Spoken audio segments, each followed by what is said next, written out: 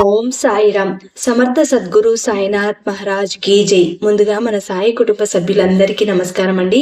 అందరూ కూడా సుఖంగా, సంతోషంగా, ఆరోగ్యంగా బాగుండాలని మనస్ఫూర్తిగా కోరుకుంటూ ఈరోజు వీడియో మొదలు పెడుతున్నాను. ఇక ఈరోజు వీడియోలో బాబా గారు ఏం చెప్పబోతున్నారు అంటే, తల్లి ఇదే నీ కర్మఫలం, వద్దు అనకుండా స్వీకరించు, సంతోషమా దుఃఖమా అన్నది తెలుసుకో అని బాబా గారు ఈరోజు ఒక అద్భుతమైనటువంటి సందేశాన్ని మనకు అందిస్తున్నారండి.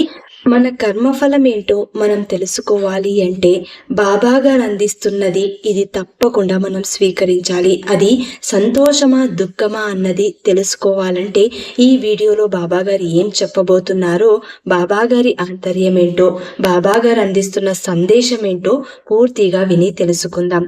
ఒక కథ రూపంలో మన కర్మఫలం అనేది ఏ విధంగా పనిచేస్తుందో ఇప్పుడు తెలుసుకుందాం. సీతాపురం అనే గ్రామంలోని దేవి ఆలయంలో కిరణ్ శాస్త్రి అనే పూజారి ఉండేవాడు. కిరణ్ శాస్త్రి పేదవాడు కావడంతో ఆలయంలోని దేవతను భక్తితో కొలుస్తూ అక్కడ వచ్చే ఆదాయంతోనే కడుపు నింపుకుంటూ ఉండేవాడు. అయితే ఎప్పుడు ఎవరిని చేయి చాచిన పాపాన పోలేదు. ఇది ఇలా ఉండగా ఒకరోజు వట్టి చేతులతో ఇంటికి తిరిగి వచ్చిన భర్తతో భార్య కమల ఇలా అంటుంది, ఏంటండి ఇంకా ఎంతకాలం మనకు ఈ పేదరికం? మీరు ఆ దేవుణ్ణి నమ్ముకొని రోజు వారికి సేవ చేస్తూ వచ్చిన దానితో సంతోషపడుతున్నారు. మనం ఇంకా ఇలాగే ఉంటే ఎప్పటికి బాగుపడేది చెప్పండి. ఇప్పుడు మనకేమైంది కమల? ఆ దేవుడి దయ వలన వచ్చిన దానితో కడుపు నిండుగా భోజనం తింటున్నాము కదా, ఇంకేం కావాలి? ఏమిటి కడుపు నిండా తిండి దొరికితే సరిపోతుందా? ఈ ఊరిలో మనకంటూ ఒక గౌరవం ఉండొద్దు? రాజస్థానంలో పనిచేసే మా మేనమామని చూడండి, ఎప్పుడూ ఇంటి నిండా నౌకరులతో రాజభోగాలతో తులతూగుతూ ఉంటారు. అలాంటి భాగ్యం మనకెప్పుడు కలుగుతుందో అని అంటుంది కమల. వద్దు వద్దు, అలాంటి భాగ్యాలు కలగాలని కలలో కూడా అనుకోవద్దు. ఎందుకంటే ఎప్పుడైతే మన వద్దకు సంపద వస్తుందో అప్పుడు మనం మరింత కష్టాల్లో పడతాము అని భార్యకి నచ్చజెప్పి ఆ రోజుకి భోజనం ముగించుకుని నిద్రకు ఉపక్రమిస్తాడు కిరణ్ శాస్త్రి. అయితే రోజు తనకు సేవలు చేస్తూ ఎటువంటి కోరికలు కోరుకోకుండా ఉండే కిరణ్ శాస్త్రిని చూసి లక్ష్మీదేవి అతనిపై అనుగ్రహం కలిగి ఆ రోజు రాత్రి కిరణ్ శాస్త్రి కలలో కనబడి ఇలా అంటుంది, నాయనా, నువ్వు రోజూ చేసే నిస్వార్థమైన సేవల వలన నాకు నీపైన అనుగ్రహం కలిగింది. ఇక నుండి నేను నీ వెంటే ఉండి నీకు సకల ఐశ్వర్యాలు కలిగిస్తాను. ఇక ఈ రోజు నుండి నీ కష్టాలన్నీ తీరిపోయినట్టే అని అంటుంది లక్ష్మీదేవి. దాంతో కిరణ్ శాస్త్రి లక్ష్మీదేవికి నమస్కారం చేసుకుని ఇలా అంటాడు, తల్లి, నీకు నాపై దయ కలిగినందుకు సంతోషం, కానీ నన్ను క్షమించమ్మా. ఇంతకాలం నీ కటాక్షం లేని కారణం చేతనే నేను నిశ్చింతగా బ్రతుకుతున్నాను. నాకు ఒకరి గురించి కానీ నా గురించి కానీ బెంగలేదు. ఏదో ఆ గుడిలో దక్కిన దానితో పొట్ట నింపుకుంటూ కాలక్షేపం చేస్తున్నాను. అందుచేత నీకు 1000 నమస్కారాలు తల్లి, నువ్వు నాకు వద్దు. ఆ మాటలకు కోపం వచ్చిన లక్ష్మీదేవి ఇలా అంటుంది, నువ్వు ఒట్టి వెర్రివాడిలా ఉన్నావే. నా అనుగ్రహం కలగాలని ఎంతో మంది ఎన్నో రకాలుగా నన్ను ప్రసన్నం చేసుకోవడానికి ప్రయత్నిస్తున్నారు. అలాంటిది నా అంతట నేను నీ వద్దకు వస్తే నువ్వు నన్ను వద్దు అంటున్నావా? అమ్మా, నీ అనుగ్రహం నాపై కలిగినందుకు చాలా సంతోషం తల్లి, కానీ నాకు జీవితంలో ఇంతకంటే పెద్ద ఆశలు ఏమీ లేవు. కడుపు నిండా తిండి, ప్రశాంతమైనటువంటి జీవితం, ఇవే నేను కోరుకునేది. అందుకే నన్ను మన్నించి తిరిగి వెళ్ళిపోమ్మా. నువ్వు అన్నది బాగున్నది, కానీ నువ్వు పిలిస్తే నేను రాలేదు. నీ కర్మఫలం వల్ల నీకు పట్టిన అదృష్టం, దీనిని నువ్వు వద్దు అనుకున్నా కూడా తప్పించుకోలేవు. కర్మఫలం అనేది మంచిదైనా చెడ్డదైనా ఎవరి కర్మఫలం వారు అనుభవించక తప్పదు. అది నీకు తెలుసు కదా శాస్త్రి. సరే తల్లి, మీరు చెప్పినట్టుగా కష్టం కానీ సుఖం కానీ ఏదైనా సరే శాశ్వతం కాదని నాకు తెలుసు. కాబట్టి నాదొక చిన్న విన్నపం. అసలు నువ్వు నాతో ఎంతకాలం ఎంతకాలం ఉంటావు? నన్ను ఎప్పుడు వదిలి వెళ్ళిపోతావు? అది కాస్త చెప్పి వెళ్ళు తల్లి. దాంతో కిరణ్ శాస్త్రి అడిగిన ప్రశ్నకు లక్ష్మీదేవి ఇలా ఉత్తరమిస్తుంది. సరే, నేను నిన్ను వదిలి వెళ్ళేటప్పుడు చెప్పే వెళతానులే. అయితే ఒకటి గుర్తు పెట్టుకో, ఎప్పుడైతే మీ ఇంట్లో దీపారాధన జరగదో ఆ రోజే నేను నీ ఇంటి నుండి వెళ్ళిపోతాను అన్న చిహ్నంగా భావించు అంటూ లక్ష్మీదేవి అతనికి కొన్ని గుర్తులు చెప్పి మాయమైపోతుంది. దాంతో నిద్రలో నుండి ఉలిక్కిపడి లేచిన కిరణ్ శాస్త్రి తనలో తాను ఏదో ఆలోచించుకుని యథావిధిగా ఆలయానికి చేరుకుంటాడు. అయితే ఆ ఆలయానికి జగపతి అనే ఒక కోటీశ్వరుడు వచ్చి కిరణ్ శాస్త్రికి నమస్కరించి ఇలా అంటాడు. నేను పక్క ఊరి నుండి వస్తున్న జమీందారు బాబు. నా పేరు జగపతి. మీ ఆలయంలోనే ఉన్న దేవి గురించి, మహిమల గురించి ఆ నోట ఈ నోట తెలుసుకుని వచ్చాను. ఈరోజు నేను ఇక్కడ ఒక బ్రాహ్మణుని సత్కరించి ఇక్కడ వచ్చిన వారందరికీ అన్న పానీయాలు ఇవ్వడానికి వచ్చాను. దానికి మీ అనుమతి కావాలి అని అడుగుతాడు. అయ్యా, 10 మందికి అన్నం పెడతాను అన్న మీ మంచి మనసుతో మీరు వచ్చారు. దాంతో మీకు కావలసింది దేవి అనుగ్రహం అంతే కానీ నాలాంటి ఒక పూజారి అనుమతి కాదు అని అంటాడు కిరణ్ శాస్త్రి. దాంతో ఆ కోటీశ్వరుడు కిరణ్ శాస్త్రి వద్దు వద్దు అంటున్నా కూడా పట్టుబట్టలు పెట్టి అతని మెడలో పూలమాలలు వేసి కడుపు నిండా భోజనం పెడతాడు. అలాగే అక్కడికి వచ్చిన వారందరికీ కూడా భోజనం పెడతాడు. భోజనాలు ముగించిన తర్వాత జగపతి వెళుతూ వెళుతూ తన దగ్గర ఉన్న కొంత సొమ్మును కిరణ్ శాస్త్రికి ఇస్తూ ఇలా అంటాడు. ఇదిగోండి స్వామి, దీనిని స్వీకరించండి, ఆశీర్వాదం ఇవ్వండి అని ఆ జమీందారు కోరగా కిరణ్ శాస్త్రి ఇలా అంటాడు. ఇలాంటివన్నీ ఇప్పుడు వద్దండి అని కిరణ్ శాస్త్రి ఏదో చెబుతున్నా కూడా వినకుండా అతని చేతిలో సొమ్ము పెడతాడు జగపతి. తన పరివారంతో సహా అక్కడి నుండి వెళ్ళిపోతాడు. అతను వెళ్ళిపోగానే అప్పటి వరకు తన మర్యాదలతో ఉక్కిరి బిక్కిరి అయిన కిరణ్ శాస్త్రి దేవిని తలుచుకొని ఇలా అనుకుంటాడు. ఏంటి తల్లి ఈ ఆర్భాటాలు? ఇవన్నీ నేను వద్దు అనే కదా కోరుకునేది. నేను ప్రశాంతంగా జీవించాలి అనుకున్నానే కానీ ఇలా 10 మంది చేత సన్మానాలు పొంది నాది కాని సొమ్మును తీసుకోవడం నాకు ఇష్టం లేదు.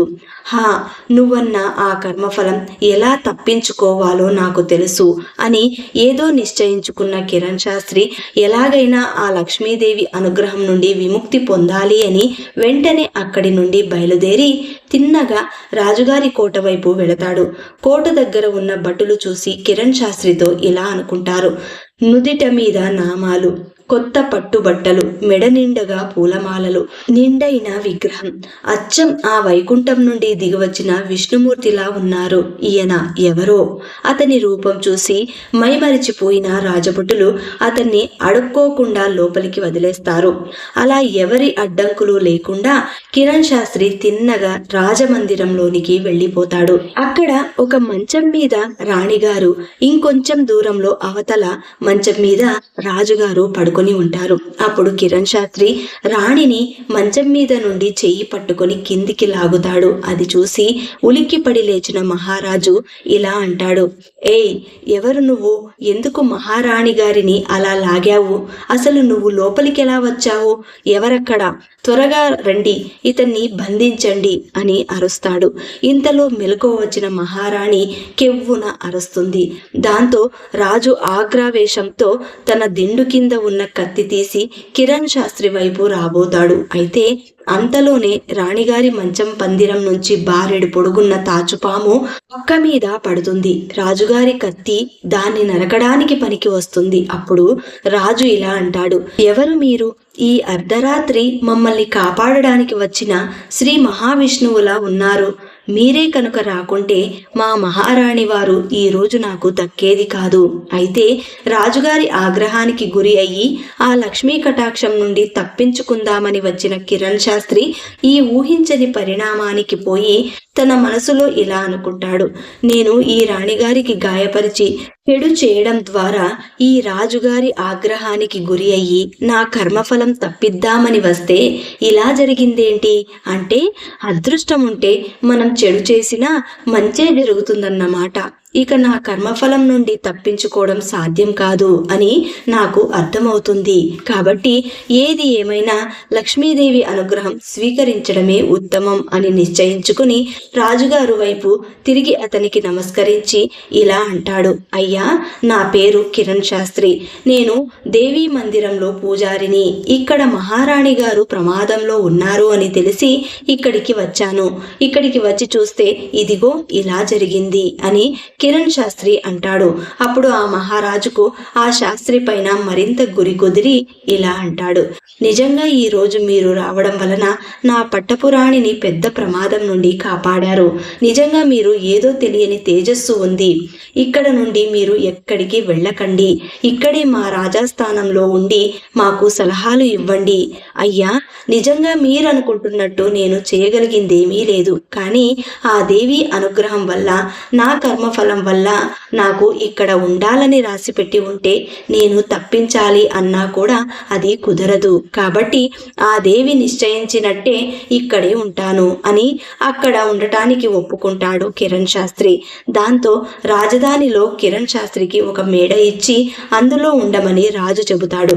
లక్ష్మీదేవిని ఓడించటానికి తనకు శక్తి చాలదని గ్రహించిన కిరణ్ శాస్త్రి భార్యతో సహా అక్కడే కొంతకాలం ఉంటాడు. ఒకరోజు భార్య కమల ఇలా అంటుంది, ఏవండి, మనకిప్పుడు సిరి సంపదలు, గౌరవ మర్యాదలు అన్నీ ఉన్నాయి కదా, కానీ ఇంకా ఒక లోటు అలాగే ఉండిపోయిందండి అని అంటుంది కమల. అప్పుడు శాస్త్రి ఇలా అంటాడు, మనకు ఇంకా లోటు ఉందా? ఆ దేవి కృప వలన మనం బానే ఉన్నాం కదా, ఇంకా మనకు లోటేంటి? అదేనండి, మనకింకా పిల్లలు కలగలేదు కదా. ఇక నాకు మిగిలిన కోరిక ఆ ఒక్కటే. మనకు ఆ ఒక్క సంతానం కలిగితే ఇక నా కోరికలన్నీ తీరిపోయినట్టేనండి. ఓసి పిచ్చిదానా, ఇవన్నీ నేను కోరుకుంటే వచ్చినవి కాదు. ఇవన్నీ నా కర్మఫలం వలన, ఆ దేవి కృప వలన వచ్చినవి. ఇక మన జీవితంలో ఏది ఎలా రాసిపెట్టి ఉంటే అలా జరుగుతుంది. నువ్వు కోరుకున్నంత మాత్రాన జరగదు. అంతా దేవి పైన భారం వెయ్యి అంతే అని అంటాడు కిరణ్ శాస్త్రి. అయితే ఆ తర్వాత కిరణ్ శాస్త్రికి 2 పిల్లలు కలుగుతారు. దాంతో లక్ష్మీదేవి కోసం కిరణ్ శాస్త్రి తన ఇంట్లో ఒక పెద్ద ఇనుప పెట్టెని తయారు చేస్తాడు. తనకు వచ్చిన సంపదనంతా అందులో దాచిపెట్టేవాడు. లక్ష్మీదేవి అందులో మూలుగుతూ ఉండేది. అలా 12 ఏళ్లు గడుస్తాయి. ఒకరోజు సాయంకాలం కిరణ్ శాస్త్రి భార్య కమల మేడ మీద నుండి మెట్ల దిగుతూ వస్తూ ఇల్లు చీకటిగా ఉండడం గమనించి ఇలా అరుస్తుంది, ఇంట్లో దీపాలు లేవు, ధూపాలు లేవు, అందరూ ఎక్కడ చచ్చారా? త్వరగా వచ్చి దీపాలు పెట్టండి అని గట్టిగా కేక పెడుతుంది. అయితే కిరణ్ శాస్త్రికి లక్ష్మీదేవి తాను వెళ్ళిపోయేటప్పుడు చెప్పిన గుర్తులు గుర్తుకొస్తాయి. దాంతో కిరణ్ శాస్త్రి తన మనసులో లక్ష్మీదేవికి దండం పెట్టుకుని ఇలా అనుకుంటాడు, ఇక వెళ్ళొస్తావా తల్లి? నాకు తెలుసమ్మా, నాకు వచ్చిన సిరి సంపదలు, గౌరవ మర్యాదలు ఎప్పటికీ శాశ్వతం కాదని. అయినా నేను వద్దు అన్నా వచ్చావు, ఇప్పుడు ఉండమన్నా ఉండవు. ఇది నా కర్మఫలం. ఇక వెళ్ళిరా తల్లి అని అనుకుని తన భార్య కమలని పిలిచి ఇలా అంటాడు, చూడు కమల, ఇక ఈ రోజు ఎందుకు ఏమిటి అని అడగకుండా నేను చెప్పింది చెప్పినట్టుగా చెయ్యి. అయ్యో, ఏమిటండి అలా మాట్లాడుతున్నారు? అసలు ఇప్పుడు ఏం జరిగిందని అని అంటుంది కమల. చెప్పాను కదా, నన్ను ఏమీ అడగవద్దు. వెంటనే నువ్వు మన ఇనప పెట్టెలో ఉన్న ఆ సొమ్మును తీసుకుని నువ్వు నీ పిల్లలు పుట్టింటికి వెళ్ళిపోండి అని చెప్పి ఆ రాత్రికి వారిని అక్కడి నుండి పంపించేస్తాడు. ఇక వేటకు వెళ్ళినప్పుడల్లా కిరణ్ శాస్త్రిని వెంట తీసుకుని పోయే మహారాజు ఆ రోజు కూడా యథావిధిగా కిరణ్ శాస్త్రిని వేటకు వెంట తీసుకెళ్తాడు. అయితే ఆ రోజు వేట ఏమాత్రము సక్రమంగా సాగదు. ఏమిటి కిరణ్ శాస్త్రి, ఈ రోజు వేట అంత సంతోషాన్ని ఇవ్వటం లేదు. ఇప్పటి వరకు ఒక్క జంతువు కూడా వేటాడలేకపోయాను. పైగా మధ్యాహ్నం కూడా కావస్తుంది. నాకు చాలా అలసటగా ఉంది. ఇప్పుడు నాకు కొంత విశ్రాంతి కావాలి అని అంటాడు మహారాజు. పర్వాలేదు మహారాజా, మధ్యాహ్నం విరామం తర్వాత తిరిగి వేటను కొనసాగిద్దాం. కానీ అయితే మీ వేటకి ఎలా ఎలాంటి ఏర్పాట్లు లేవు కాబట్టి మీకు అభ్యంతరం లేకపోతే ఇదిగో ఈ చెట్టు క్రింద విశ్రమించండి అని చెప్పడంతో అప్పటికే బాగా అలసిపోయిన మహారాజు ఆ ఎండవేళ కిరణ్ శాస్త్రి తొడ మీద తల పెట్టుకుని ఒక చెట్టు నీడన నిద్రపోతాడు. వేటగాళ్ళందరూ కూడా చెట్ల కింద దూరంగా చేరుతారు. అయితే అప్పుడే అకస్మాత్తుగా ఆ చెట్టు మీద కాకి రాజుగారి మెడ మీద రెట్టె వేస్తుంది. రాజుగారు గాఢ నిద్రలో ఉండి లేవలేదు. దాంతో కిరణ్ శాస్త్రి ఇలా అనుకుంటాడు, అయ్యో ఏంటి ఇలా జరిగింది? ఇప్పుడు రాజుగారిని నిద్రలేపితే నిద్రభంగం కలిగి ఆగ్రహిస్తాడు. ఇప్పుడు ఏం చేద్దాం అని ఆ రాజు తల కదలకుండా ఆ రెట్ట తీసే ఉపాయం తోచక కిరణ్ శాస్త్రి చాలాసేపు తికమక పడతాడు. అంతలో కిరణ్ శాస్త్రికి రాజుగారి బొడ్డలో ఉన్న చిన్న బాకు కనిపిస్తుంది. కిరణ్ శాస్త్రి ఆ బాకును ఊర నుంచి తీసి దాంతో రాజుగారి మెడ మీద ఉన్న రెట్ట తీసేయబోతాడు. అంతలో రాజుగారు కళ్ళు తెరిచి చూసి తన మెడ మీదకు వస్తున్న బాకును చూసి, రాజద్రోహి, ఎంతటి ద్రోహానికి తలపెట్టావు? నా ప్రాణాలనే తీయడానికి సాహసిస్తావా అని కేకలు పెడుతూ లేచి కూర్చుంటాడు. దాంతో రాజభటులు అక్కడికి పరిగెత్తుకుంటూ వస్తారు. పొరబడిన రాజుకి కిరణ్ శాస్త్రి ఏదో చెప్పడానికి ప్రయత్నం చేస్తూ ఉండగా కిరణ్ శాస్త్రి మాటలు పట్టించుకోకుండా రాజు తిరిగి ఇలా అంటాడు, నా పంచన చేరి నా ప్రాణాలను తీయడానికి ప్రయత్నం చేసిన ఈ ద్రోహిని వెంటనే బంధించండి అని రాజు తన భటులను ఆజ్ఞాపిస్తాడు. వారు కిరణ్ శాస్త్రి పెడరెక్కలు విరిచి కట్టి నగరానికి తీసుకెళ్తారు. మరుసటి రోజు విచారణ సందర్భంగా రాజుగారు నిండు సభలో కిరణ్ శాస్త్రి మీద నేరారోపణ చేసి కిరణ్ శాస్త్రిని ఇలా అడుగుతాడు, ఏం కిరణ్ శాస్త్రి, ఇప్పటికైనా నువ్వు చెప్పుకునేదేమైనా ఉందా? లక్ష్మీదేవి అనుగ్రహం పోవడంతో ఇప్పుడు తను ఏం చెప్పుకున్నా లాభం లేదు అని భావించిన కిరణ్ శాస్త్రి ఇలా అంటాడు, నేనేం చెప్పేది లేదు మహారాజా, మీకు తోచిన శిక్షని విధించండి. అయితే నీకు ఉరిశిక్ష విధిస్తున్నాను. నీ ఆఖరి కోరిక ఏమైనా ఉంటే చెప్పు అని అడుగుతాడు మహారాజు. అయ్యా, నా ఇనుప పెట్టెలో ఒక చిన్న మూట ఉంది. అందులో నా ఆస్తి ఉంది. దానిని ఒక్కసారి కళ్ళారా చూడనిచ్చి ఆ తర్వాత మరణదండన విధించండి అంటాడు కిరణ్ శాస్త్రి. వెంటనే రాజభటులు వెళ్ళి ఆ పెట్టెను తెరిచి చూస్తే అంతా ఖాళీగా ఉంటుంది. అందులో ఉన్న ఒక చిన్న మూటను తెచ్చి రాజ్యసభలో తెరుస్తారు. ఆ మూటలో ఒక పాత పంచ, ఒక చెంబు మాత్రమే ఉంటాయి. అది చూసి ఆశ్చర్యపోయిన మహారాజు ఇలా అడుగుతాడు, ఏమిటి ఇవా నీ ఆస్తి? అవును మహారాజా, వాటిని నమ్ముకున్నంత కాలం నేను ఏ కష్టమూ ఎరుగను. అంతలో నాకు లక్ష్మీ కటాక్షం సంప్రాప్తమయ్యింది. అయితే అది శాశ్వతం కాదని, ఈ స్థితి ఎప్పటికైనా వస్తుందని వాటిని భద్రంగా దాచి ఉంచాను అని జరిగిందంతా వివరంగా చెబుతాడు. అలా కిరణ్ శాస్త్రి చెప్పగా దాంతో అసలు సంగతి తెలుసుకున్న మహారాజు కిరణ్ శాస్త్రికి ఆ మూట ఇచ్చి వదిలిపెడతాడు. కిరణ్ శాస్త్రి దేవీ ఆలయానికి తిరిగి వెళ్ళి పూజలు చేస్తూ ఎంతో సుఖంగా జీవిస్తాడు. ఈ కథ విన్న తర్వాత బాబాగారి ఆంతర్యం మనందరికీ అర్థమైందనుకుంటాను. అసలు మన జీవితంలో కర్మఫలం అనేది ఏ విధంగా పనిచేస్తుందో, సంతోషమైన దుఃఖమైన ఏదైనా సరే కర్మఫలంతోనే ప్రారంభమవుతుంది, కర్మఫలంతోనే అంతమవుతుంది. కాబట్టి దేనిపైన ఎక్కువ మమకారాలు ఆశలు పెట్టుకోకుండా వచ్చిన కష్టాన్ని కాని సుఖాన్ని కాని దైవ అనుగ్రహమని స్వీకరించండి. అది ఉన్నంత కాలం పరిపూర్ణంగా అనుభవించండి అని బాబాగారు ఈ సందేశాన్ని మనకు అందించారండి. ఈ సందేశం నచ్చిన వాళ్ళందరూ కూడా శ్రద్ధా సబూరి అని కమెంట్ చేయండి. అలాగే ఈ వీడియోని అందరికీ అందేలాగా షేర్ చేయండి, లైక్ చేయండి. మళ్ళీ ఇంకొక మంచి వీడియోతో మీ ముందుంటాను. అంతవరకు సెలవు. సర్వే జనా సుఖినో భవంతు. సర్వం శ్రీ సాయినాథార్పణమస్తు.